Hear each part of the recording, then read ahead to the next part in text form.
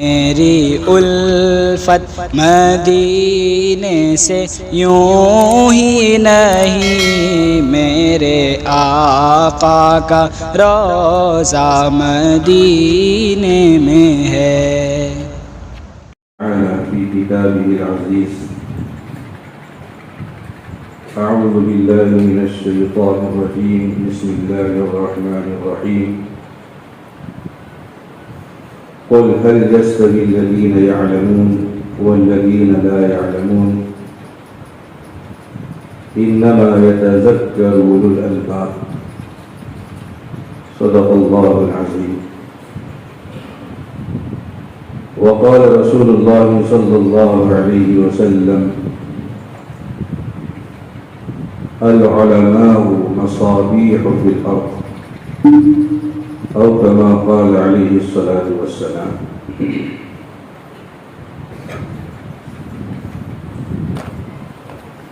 صدر علی قدر، معزز معطر اساتذہ کرام،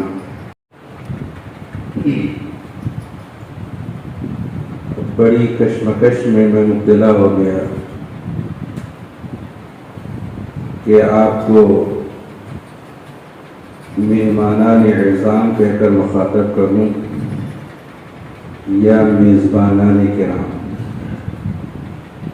اس لیے کہ آپ دونوں ہیں، مہمان بھی ہیں میزبان بھی ہیں۔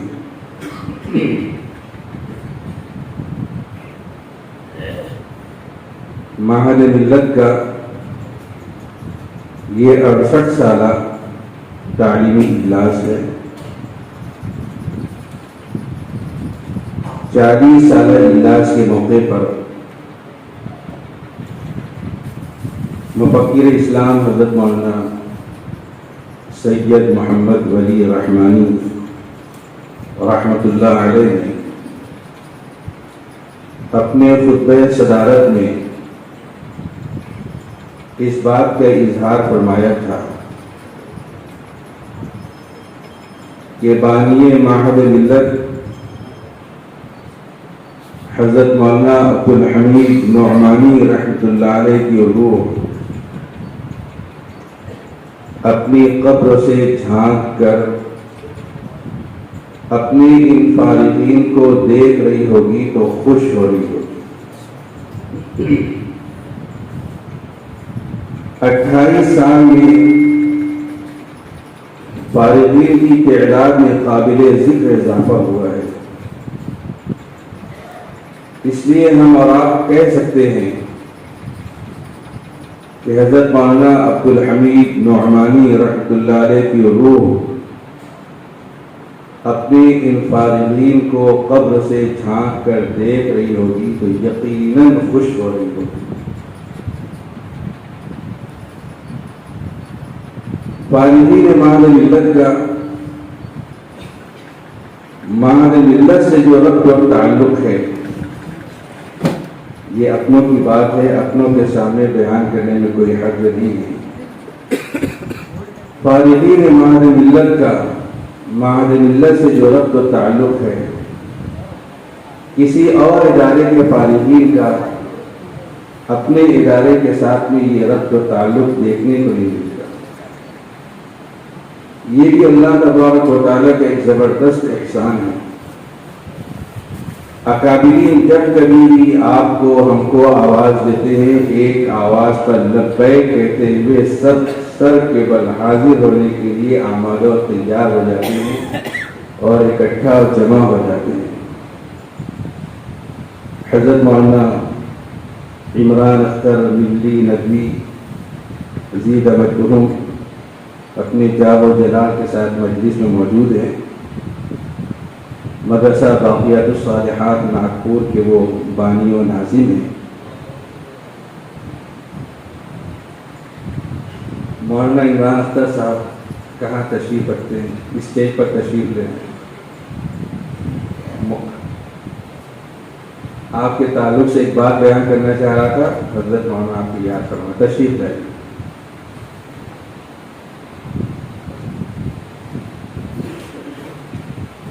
اجلاس کی تیاری جاری تھی، ان کے گھر میں تذکرہ ہو رہا ہوگا، یہ ماہر ملت کے بھی فاضل ہیں اور ندوۃ العلماء میں بھی انہوں نے تعلیم حاصل کی ہے، ان کی لڑکی بھی عالمہ فاضلہ ہے۔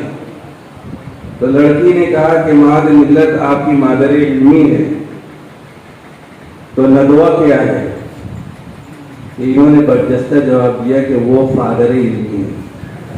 تو مادر علمی سے یہ ربط و تعلق ماہر ملت کا ہر فاضل سے الحمدللہ انتہائی قوی ہے۔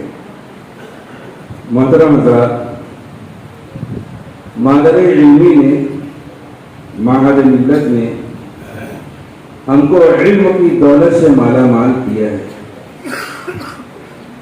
اور علم ایک عظیم الشان چیز ہے، دنیاوی سعادتوں کے حصول کا بھی ذریعہ ہے اور آخرت کی نجات اور کامیابی کے حصول کا بھی یہ ذریعہ ہے۔ حدیث شریف میں ہے کہ کل قیامت کے دن ایک شخص کا عمل کے ترازو میں تولا جائے گا تو اس کی برائیوں کا پلڑا وزنی ہو جائے گا، نیکی کا پلڑا ہلکا ہو جائے گا۔ وہ سوچے گا کہ اب تو میں ہلاک ہو گیا، اب میرے لیے دوزخ کا فیصلہ ہو جائے گا، میں جنت پہ نہیں جا سکتا۔ ایک فرشتہ کوئی چیز لا کر کے اس کی نیکی کے پلڑے میں رکھے گا تو ایک دم سے نیکی کا پلڑا وزنی ہوگا، وہ جھک جائے گا، اس کے لیے جنت کا فیصلہ ہوگا۔ وہ شاداں و فرحاں جنت کی طرف جانے لگے گا تو فرشتے اسے پوچھیں گے کہ تم کو معلوم ہے وہ کون سی چیز تمہاری نیکی کے پلڑے میں لا کر کے رکھی گئی تھی؟ وہ لا علمی کا اظہار کرے گا تو فرشتے کہیں گے کہ یہ تمہارا وہ علم ہے جو تم لوگوں کو سکھایا کرتے تھے، اس علم کی وجہ سے اللہ تبارک و تعالیٰ نے تم کو کامیابی اور کامرانی عطا فرما دی۔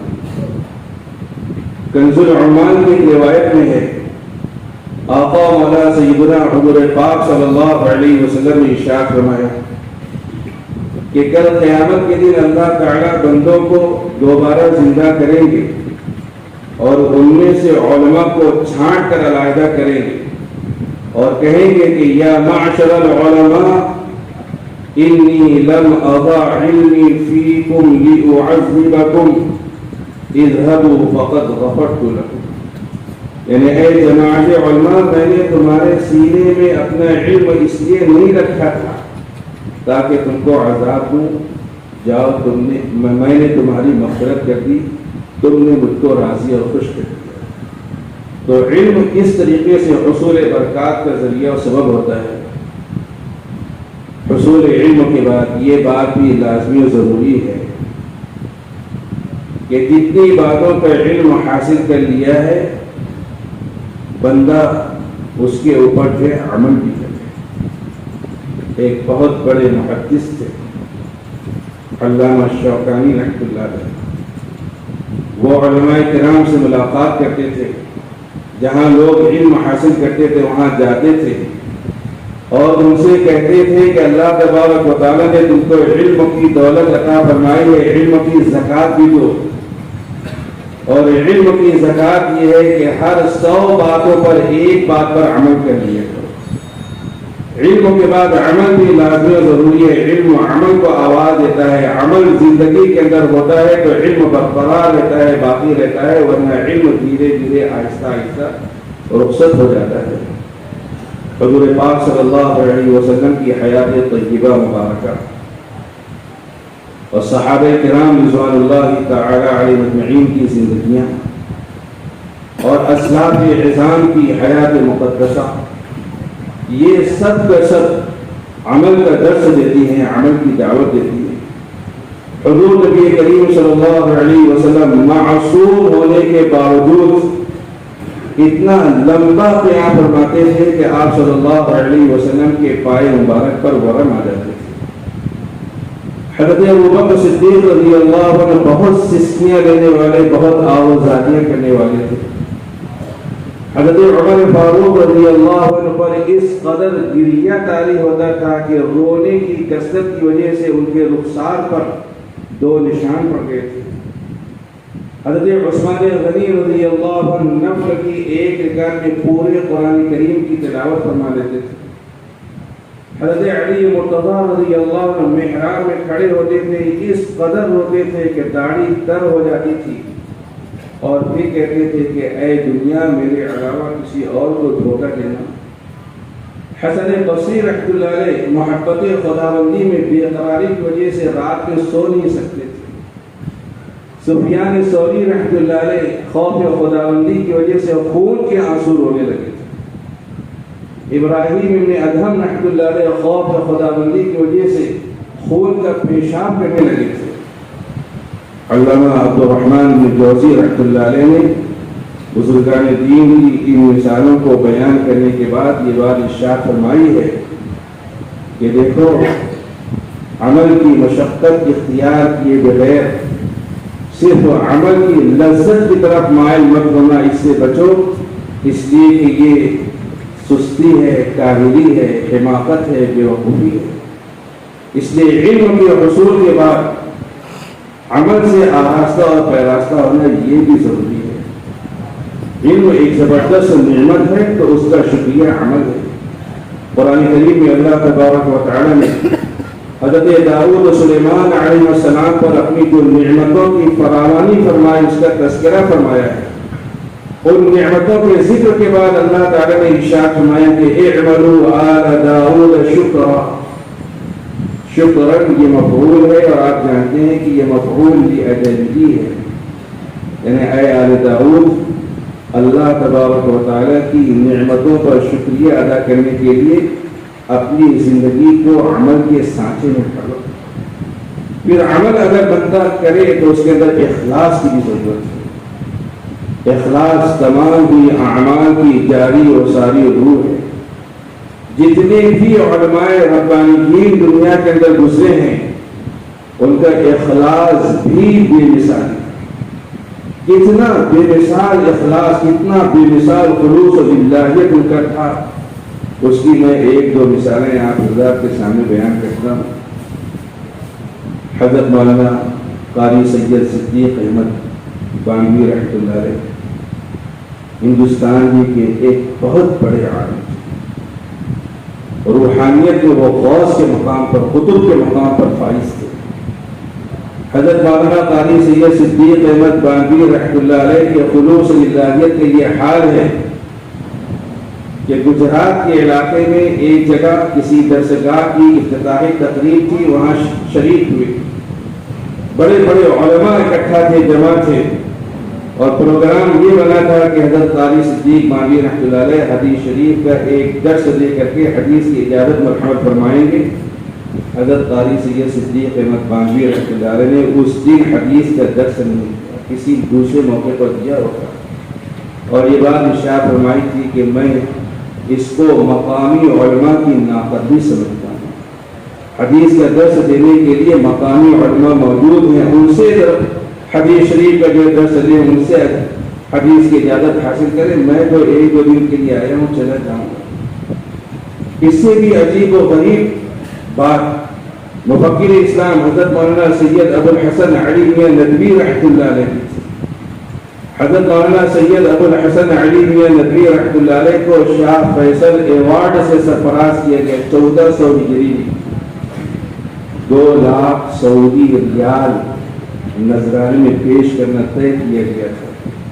اگر 1 ریال 20 روپے کا ہو تو 40 لاکھ روپے کی مالیت ہوتی ہے۔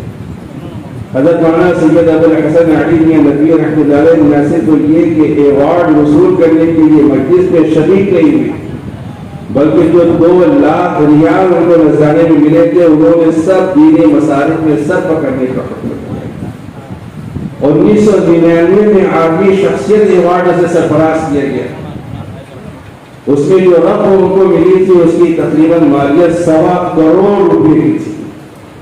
حضرت مولانا سید ابو الحسن علی میاں ندوی رحمۃ اللہ علیہ نے اس رقم کو بھی دینی مصارف کے اندر جو سر پکڑ دیا۔ سیرت النبی پر سیرت النبی کی 7ویں جلد پر مقدمہ تحریر کرنے کی وجہ سے جنرل ضیاء الحق نے مولانا علی میاں ندوی رحمۃ اللہ علیہ کو 1,00,000 روپئے پیش کیے تھے. مولانا علی میاں ندوی رحمۃ اللہ علیہ نے اس کو بھی جو قبول نہیں کیا. میں ان اکابرین کا تذکرہ کر رہا ہوں جن اکابرین کی زیارت سے ہماری آنکھیں مشرف ہوئی ہیں اور جن کی صحبت اور جن کی تربیت ہم لوگوں نے حاصل کی ہے. ان کا خلوص بھی کوئی معمولی نہیں. بانی مال ملت مفکر ملت حضرت مولانا عبدالحمید نعمانی رحمۃ اللہ علیہ کا خلوص تھا کہ انہوں نے دین کو، دینی تعلیم کی نشر و اشاعت کو اپنا اوڑھنا بچھونا بنایا تھا. اس کے لیے انہوں نے دلی کی سرکاری نوکری چھوڑ دی تھی اور پر آرام پر آسائش مکان کو انہوں نے چھوڑ دیا تھا اور یہاں آ کر کے ایک فقیر بے نوا کی طرح کی زندگی گزاری. سابق شیخ الحدیث حضرت مولانا محمد حنیف ملی رحمۃ اللہ علیہ کو بھی بڑی بڑی پیشکش کی گئی تھی، لیکن انہوں نے ان ساری پیشکشوں کو ٹھکرا دیا تھا اور ماں ملت سے گہری وابستگی کا آخری دم تک انہوں نے مظاہرہ کیا تھا. اگر وہ چاہتے تو ان کے پاؤں کی ٹھوکر سے زمین سونا ہو گئی، لیکن ان تمام کو ٹھوکر مار کر کے، لات مار کر کے انہوں نے علم دین کو اپنا اوڑھنا بچھونا بنایا تھا. اور 1999 میں میری فراغت کی گئی. سالانہ جلسے کے موقع پر حضرت مولانا سید نظام الدین قائم تشریف لائے جو بہار کے امیر شریعت اور آل انڈیا مسلم پرسنل لا بورڈ کے جنرل سیکریٹری تھے. اجلاس سے بھی بہت علیم تھے. جلسے میں وہ اسٹیج پر محض استراحت سے آرام فرما رہے تھے، لیٹے ہوئے تھے. آخر میں ان سے درخواست کی گئی کہ آپ طلبا کو نصیحت کیجیے. تو مولانا نے اپنی زندگی کی آخری نصیحت جو طلبا سے فرمائی وہ یہ تھی کہ روکھی سوکھی کھانا، موٹا چھوٹا پہننا، لیکن علم سے اپنے رشتہ اور تعلق کو برقرار. علم، عمل، اخلاص یہ وہ صفات ہیں جس سے متصف ہو کر کے ہمارے اکابرین نے بڑے بڑے فتنوں کا جو ہے مقابلہ کیا ہے، ان فتنوں کو زمین کے اندر دفن ہونے پر مجبور کیا ہے اور ایسا مقابلہ کیا کہ کبھی وہ فتنے پھر سر نہیں اٹھا سکے، سر نہیں اٹھا سکے. علم، عمل، اخلاص ان تینوں صفات سے آج بھی متصف ہو کر کے جتنے فتنے اٹھ رہے ہیں ان کا مقابلہ کرنا ہماری آپ کی یہ سب کی ذمہ داری ہے. ماضی میں جتنے فتنے اٹھے ہیں ان کا مقابلہ علماء نے اور اہل مدارس ہی نے کیا ہے. آج بھی جتنے فتنے اٹھیں گے ان کی سرگوبی اہل مدارس اور اہل علم ہی کریں. اس زمانے کے بہت سارے فتنے ہیں. اس زمانے کا انتہائی زہریلا فتنے قادیانیت ہے، جو نہ صرف یہ کہ سر اٹھا رہا ہے بلکہ آگے بڑھتا ہی چلا جا رہا ہے. اس کی سرخوبی کرنا اور ختم نبوت کا تحفظ کرنا ہماری آپ کی سب کی ذمہ داری ہے. علامہ انور شاہ کشمیری رحمۃ اللہ علیہ فرماتے ہیں کہ ختم نبوت کا تحفظ کرنا حضور نبی کریم صلی اللہ علیہ وسلم کی ذات کا تحفظ کرنا، دوسری تمام چیزیں حضور صلی اللہ علیہ وسلم کے اعمال کا تحفظ ہیں، کردار کا تحفظ ہے، ہدایات کا تحفظ ہے، سورت کا تحفظ ہے، سیرت کا تحفظ ہے. لیکن ذات نبوی کا تحفظ اس میں سب سے افضل اور اولا ہے. اور علامہ کشمیری رحمۃ اللہ علیہ فرمایا کرتے تھے کہ اگر ختم نبوت کے تحفظ میں کوئی بندہ مومن 1 گھنٹہ بھی صبر کرے گا تو اللہ تبارک و تعالیٰ کی ذات سے امید ہے کہ بروز قیامت آقا و مولا سیدنا حضور پاک صلی اللہ علیہ وسلم کی شفاعت اس کو حاصل ہو جائے. اور دوسرے فتنوں میں سے اہم ترین فتنہ کے ابتداء ہے. علماء کے علم، عمل اور اخلاص کی برکت سے ہی یہ سارے فتنے جو دبیں گے اور ختم ہوں گے. حضور نبی کریم صلی اللہ علیہ وسلم نے علماء کو ہدایت کا چراغ کہا ہے. جب بھی کوئی فتنہ رونما ہوگا اس فتنے کی سرگوبی علماء اسلام ہی کریں گے، جماعت علماء ہی کرے گی.